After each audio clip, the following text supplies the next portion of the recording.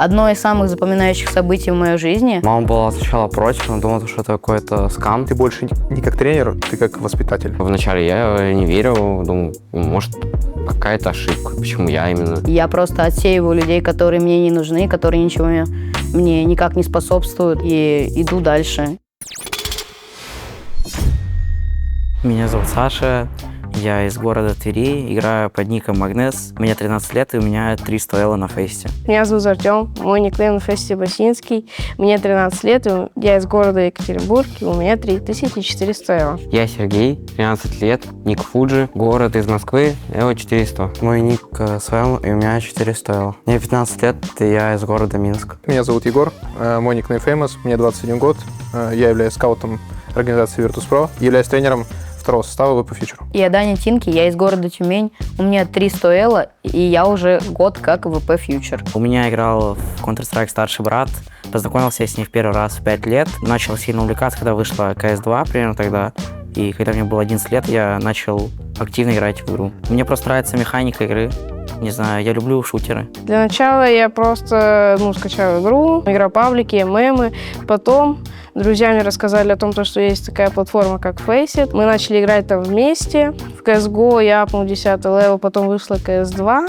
Также продолжали вместе играть. И вот так вот как-то все так замутилось, что я теперь оказался в Академии Virtus.pro. CS появилась в моей жизни рандомно. Я просто смотрел YouTube, наткнулся на видео, прям понравилось. Потом, когда появился ноутбук, решил попробовать, и понравилось. Равнялся когда-то Робс, когда-то Донг, там, где-где. То есть там, как Сензу где-то. Всего на людей, которые больше всего стабильности и дисциплины.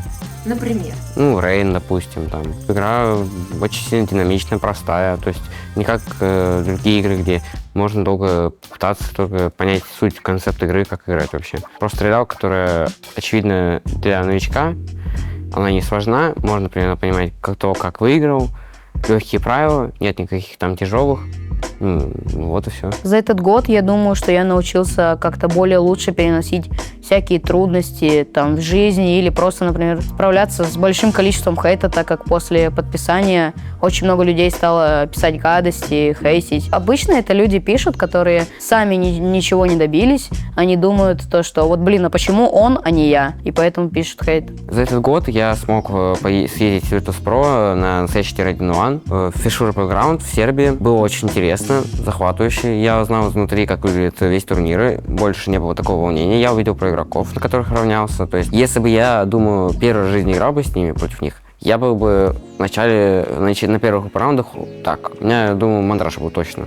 Вот это 100%. Дальше я не уверен. Может, меня прошел бы, может, остался бы. Вот. И я получил такой опыт, что они тоже люди, они все добрые, они все хорошие. И пытаешься на них больше равняться. Потому что иногда про некоторых игроков говорят плохо, когда на самом деле они так нет. Про поездку в Белград – это одно из самых запоминающих событий в моей жизни, потому что я увиделся с проигроками вживую. То есть поспрашивал у них важные для себя вопросы, подвел для себя итоги, которые улучшили мою игру в будущем. Сама страна, город мне очень понравилось. Я побывал за границей без родителей, еще и на турнире по КС, это же просто мечта. Познакомился с игрой я в 2016 году. Изначально я бегал паблики, АВП Лего, что-то в этом духе, там тюрьма какая-нибудь, Jailbreak. Занимался еще параллельно спортом и понимал, что мне хочется что-то командное. И так пошло, что где-то в 2018-2019 году я пошел в киберспорт и начал увлекаться командной игрой. Особо каких-то профессиональных команд у меня не было из-за условий плохих, и так получилось. У меня были ужасные условия. У меня было 60 Гц монитор, 100 FPS, и то есть играть было невозможно, я просто, грубо говоря, выживал. И я так проиграл около 14 тысяч часов. Со временем меня заметила как раз-таки организация Virtus.pro, когда я закончил карьеру как раз-таки. Начал больше развивать свой проект определенный, после чего я, собственно, понял, что, наверное, нужно в этом русле развиваться. Я был всю жизнь капитаном и развивался на этой позиции. То есть мне было интересно как раз-таки строить игру, контролировать, то есть как-то брать инициативу, ответственность, в принципе, какую-то держать при себе. Тогда, можно сказать, был популярен Донг. Я пытался выглядеть как он. Хотел также пробиться в киберспорт, также выигрывать очень много турниров, и войти в историю Counter-Strike. В детстве видел в Ютубе, в лет 7, наверное, 6, в Ютубе всякие моменты. Потом увидел то, что у меня брат ее скачал, тоже захотел скачать, поиграть, попробовать и скачал. За киберспортом не особо следил, потому что я в игру начал играть недавно. То есть я в игру играю, 1,5 года, наверное. И мне просто повезло, можно сказать, что я тут оказался. Упорно работал и много. И поэтому за такой маленький срок успел чего-то добиться. До Virtus.pro я уделял по 8-10 часов в выходные дни. И в будни, в школьное время по 6 или по 7 часов. Я просто приходил со школы, играл в Faceit с друзьями, играли, например, часов 5, потом также просто не тренировался, можно сказать, просто играл в Faceit ради удовольствия. Если были выходные, то, естественно, уходила там за 10, бывало, и 11. Я много играл в Faceit, и в CSGO, CS2. Может, на ДМ, пару демок, и то, может, там за 2 недели пару демок обычно, часов 10. День. Да. Каждый день? Нравилось мне. Я хорошо учился, было легко. Начал играть с июля 24 года. От 8 до 12 часов. Это если нет школы. Если есть школа, там может сокращаться время. Я просто играл много Faceit. Мне в один момент написал Егор, это наш скаут и тренер. Позвал на тесты, я сыграл несколько праков, и он меня подписал в Virtus.pro. Мне было 11 лет, играть я начал где-то 7-8. От 4 до 3 лет. До Virtus.pro я был уже знаком с Фомоузом. Там интересная история, что я сначала нашей переписке, когда он хотел пригласить в свой проект, там молодежный такой проект, он хотел меня пригласить, я сначала подумал, что это какой-то мошенник. Там такая переписка была интересная. Но потом, когда я понял, мне все окей, вот. Потом я где-то через 2 года узнал, что он начинает работать в Virtus.pro, он меня позвал, я получил контракт, вот пришел. Шок. Вначале я не верил, думал, может, какая-то ошибка, почему я именно. Много думал, сообщил родителям еще, как объяснить им, например, что такое, потому что я никогда не говорил, что я даже играю особо. Просто какая-то игра, все. Шоки были, то, что сын получил контракт, то есть у них такой странное было им. Но потом, когда разобрались, мы смогли найти общий язык про эту сферу, то все срослось. Полгода мне понадобилось для того, чтобы попасть в Академию Virtus.pro. Позвал меня мой тренер, сейчас мой нынешний тренер Егор Фомоуз. Я даже помню этот момент, я сидел, играл в Faceit с друзьями, мне Антон написал по поводу контракта. Я сразу сказал, поставьте паузу, пошел, рассказал все родителям.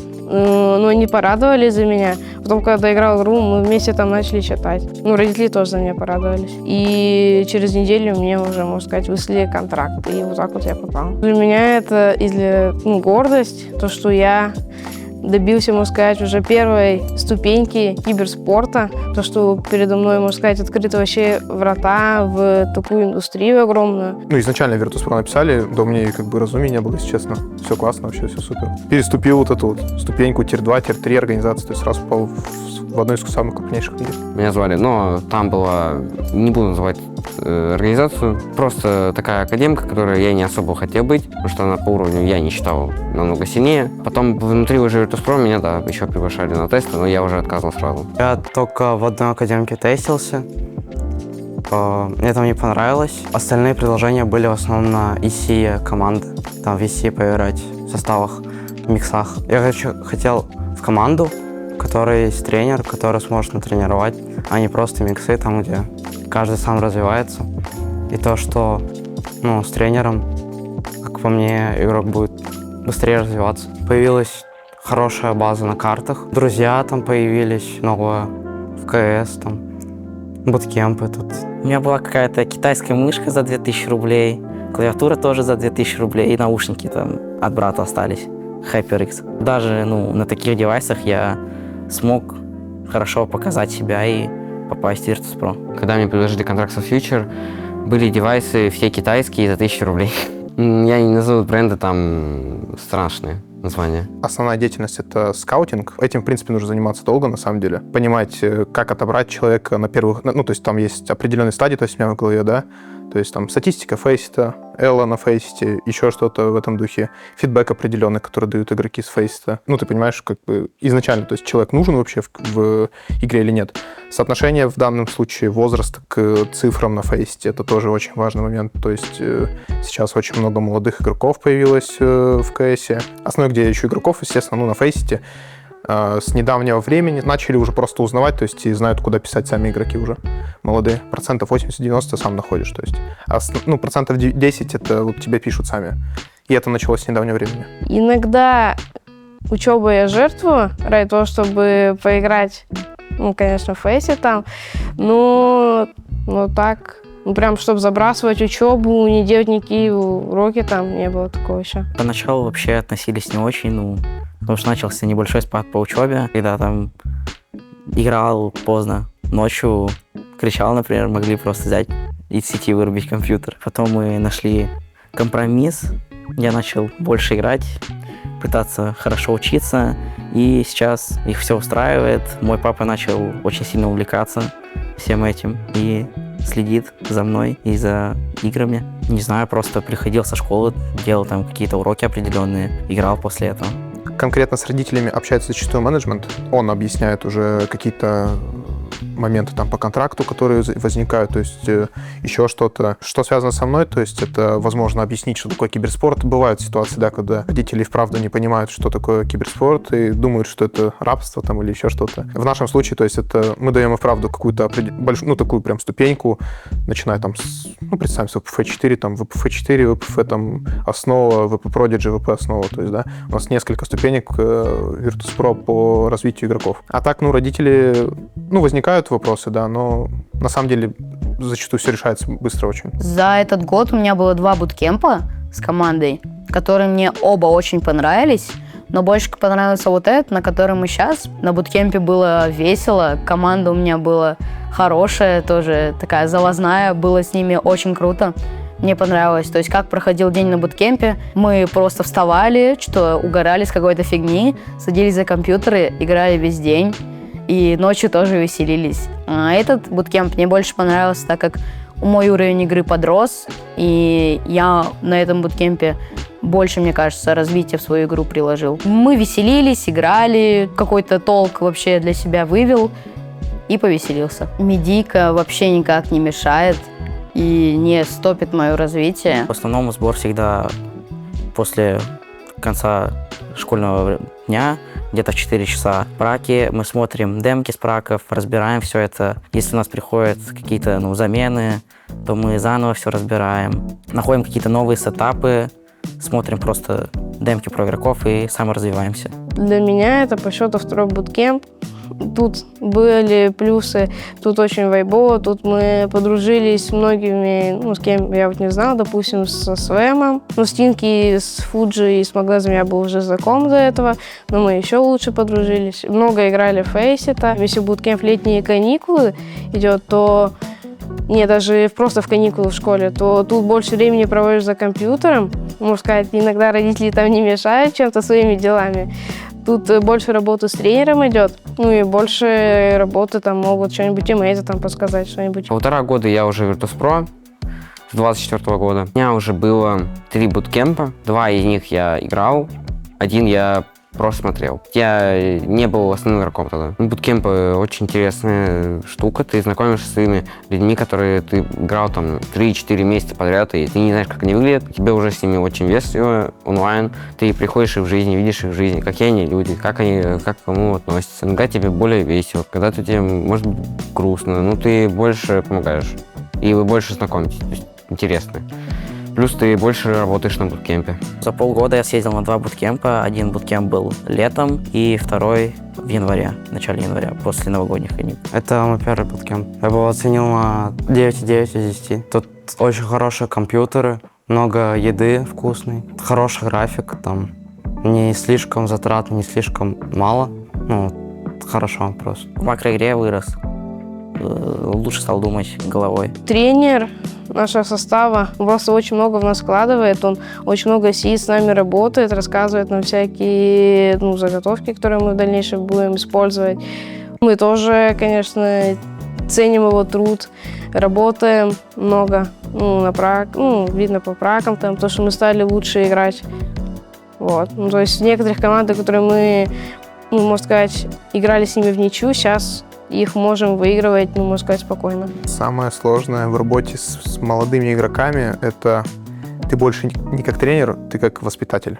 То есть ты как старший брат. Ты должен просто показывать, как нужно себя вести, ты должен контролировать их. Вот особенно на буткемпе очень часто замечаешь, как балуются дети, еще что-то. Ты объясняешь им, что неправильно, как неправильно, там еще как-то. В работе именно в игре, если рассмотреть, то есть разные вообще личности, то есть кто-то может психически неустойчив, то есть есть проблемы с токсичностью, стиль там еще что-то расстраивается. Кто-то слишком мягок, наоборот, критику какую-то скажешь, он расстроится, обидится, то есть все там... то есть надо как-то искать вот эту вот грань. Это самое тяжелое, скорее, то есть работать с молодыми игроками в этом смысле. Егор Фомоус. Для меня он очень внес большой вклад в игру, потому что до этого я играл очень на плохом уровне. Я это понял недавно, что до этого я умел только бегать и стрелять. Я понял, что в этой игре нужно использовать голову на каждой позиции, на каждой роли. У всех свои задачи определенные, и каждый должен их выполнять.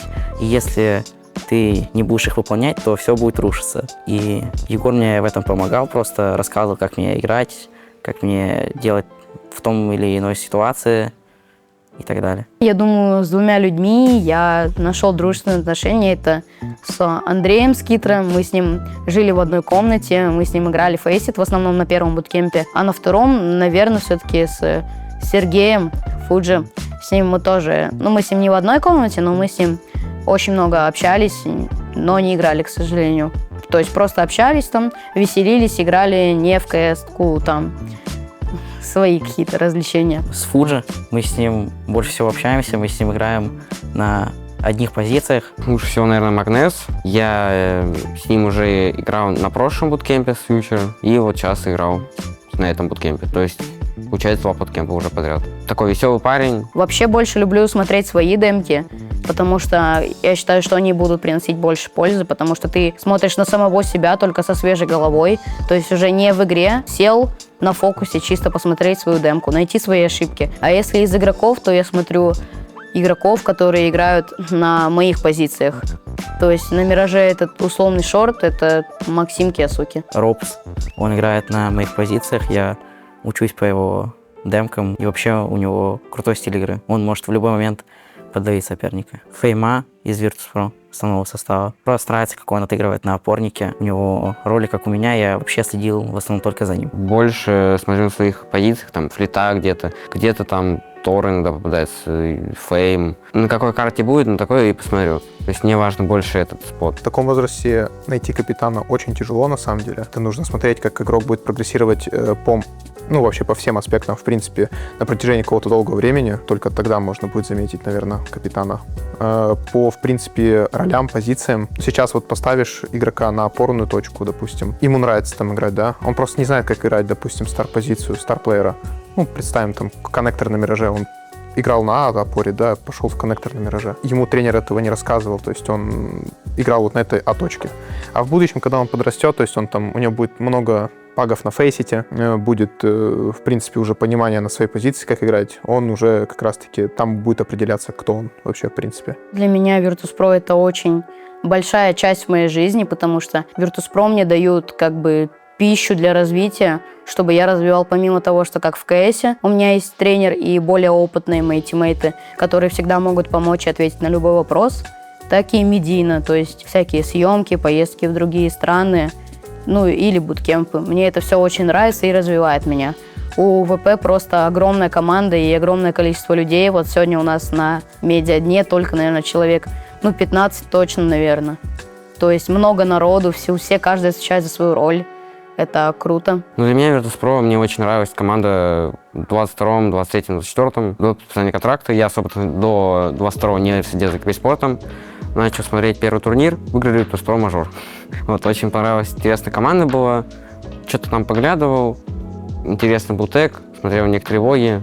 И так пришел к этому. Клуб много помогает, потому что у него есть академические составы, где есть тренера, они помогают тебе. Ты можешь, даже если ты ниже составом, можешь просить другого тренера, если что, помочь. Это редко. А так ты всегда можешь просить своего тренера, как тут, как там, как вот тут. Тебе дают базу, тебе дают более крутую базу. Если, например, ты в Prodigy, там вообще уже другой уровень Counter-Strike. Тебе дают турниры, где ты играешь, тебе дают много возможностей. У тебя есть зарплата, тебе пытаются помочь с родителями, и это плюс таких больших организаций. Ну, как по мне, Virtus.pro дают возможность в плане познакомиться вообще со словом bootcamp, что это значит, как это на самом деле все выглядит. То есть организация дает и девайсы, и компьютеры может выслать. Я мечтала вообще стать программистом. Я ходил на программирование более 4 лет. Ну и плюс я ходил еще на шахматы.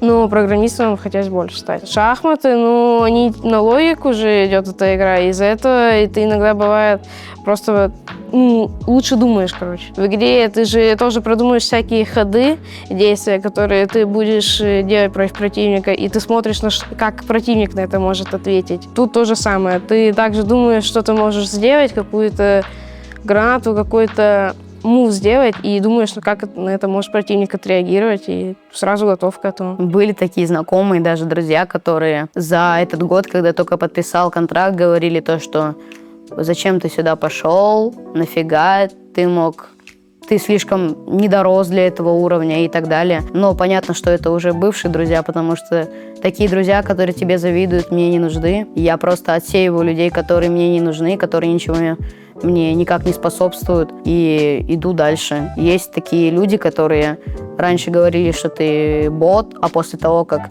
у меня там все начало получаться, они либо еще больше злились от того, что у него все получается, и он идет дальше, а я стою на месте и ничего не могу сделать. Либо наоборот понимали то, что пацан красава, он старается, а я вот, например, нет. Или наоборот тоже стараюсь и буду идти вместе с ним. Есть люди, твои знакомые, друзья, близкие, которые видят в тебе человека, который может развиваться и амбициозен, а есть хейтеры, которые им лишь бы взяться за плохое. Они могут написать за все, что угодно. Тебе должен забить на них просто и видеть только хорошее в себе. Например, в тебе есть какие-то недостатки, то их заметят точно не хейтеры. Ты их либо для себя находишь, либо у друзей, с которыми ты, например, играешь, можешь спросить: блин, а вот я сегодня плохо отыграл, ты не думал, что вот я, например, не так сделал? Ты плохо общался, не договаривался в моменте со мной. Или я заметил то, что ты был в расфокусе, постоянно отходил куда-то там, альтабился. К примеру, так. Я думаю, что могу посоветовать вам самое главное — это не сравнивать себя с другими людьми и в особенности не писать им ничего ни хорошего, ни плохое. Потому что если ты будешь сравнивать себя с другими людьми, ты должен сравнивать себя только с прошлой версией самого себя. Потому что если ты вчера, например, сыграл 5 фейстов, а сегодня 10, ты уже лучше прошлого себя. И ты должен развиваться, смотря только на себя. Неважно результаты других игроков, потому что у них разное все, у них все другое. Они раньше начали играть в КС, они больше, чем ты, играли, у них не было перерывов, как у тебя, и так далее. Просто смотреть больше демок и саморазвиваться, играть больше фейсита. Вообще есть почта, на которой можно отправить свою заявку, написать свой возраст, элла, и тебе могут ответить и позвать на тесты. Советую смотреть больше демок, больше фейста, больше демо, писать, пытаться Страуту, там, Фамузу, например, или кому-то еще, чтобы вас заметили и попытались. Потому что сидеть АФК, конечно, вас заметят, но не всегда вы попадете в нужные руки. Если вы хотите попасть в академию, у вас должно быть хорошие показатели, сопоставимые с возрастом. Допустим, даже 3000 элов 12-летнего, 13-летнего возьмут. Главное — верить в себя, знать, что ты делаешь, и стремиться к этому. Играть как можно больше фейсита, смотреть свои же повки, анализировать свои ошибки, находить в себе в первую очередь проблемы, не токсичить на фейсите. Это самые такие главные. И другим игрокам показывать, что ты, хороший игрок, чтобы по тебе не было плохого фидбэка. На 2026 у меня на самом деле много планов. Я заметил то, что в последнее время у меня почти нету результатов. Я хочу исправиться, начать в 2026 намного больше трудиться. То есть за декабрь, наверное, весь. Вот был декабрь, сейчас январь. Я за январь уже больше игр сыграл, чем за декабрь 2025 года, потому что я очень хочу сильно спрогрессировать в игре, пойти, возможно, на повышение, смотреть много демок, неважно, своих или про игроков, и просто добиваться своих целей в этом году. Одна из моих целей в этом году — это апнуть 4000 элла. Я думаю, что если апну, то это будет в конце года, в декабре, ноябре. Но это я должен невероятные усилия приложить, апнуться как игрок. Потому что 3000 элла можно апнуть просто гриндом, что я и сделал. А чтобы апнуть 4000 элла, тебе уже нужно что-то понимать в этой игре. Стать хорошим игроком, который в будущем сможет показывать результат и хотя бы обеспечивать себя. Выиграть все главные турниры в игре. Выиграть все турниры, конечно же, хотелось бы. Ну, наверное, выиграть большинство турниров. Сам хочу пробиться куда-то. Моя главная мечта, ну, или цель — выиграть мажор. Можно несколько. Ну, желание добиться успеха в этой игре. И, ну, развиваться, конечно. Себя мотивирую то, что у меня есть люди, которые меня поддерживают, друзья, одноклассники, близкие. Они в меня верят, и они не дают мне сдаться. Также я вспоминаю путь, который я уже прошел, от 5-го сильвера до 3000 L и подписания Virtus.pro. Я думаю, то, что у меня есть амбиции, и я не хочу сдаваться. Меня мотивирует, чтобы попасть в тир-1 и попробовать выиграть трофей хотя бы. Уже попытка была бы интересна. Вот и все, ребята, наш ролик подходит к концу. Главное, верьте в себя, добивайтесь своих целей, не бойтесь пробовать новое, находить себя в чем-то. Удачи вам, болейте за Virtus.pro. Всем пока, всем удачного попадания в Virtus.pro, всем приятного аппетита, кто это смотрит.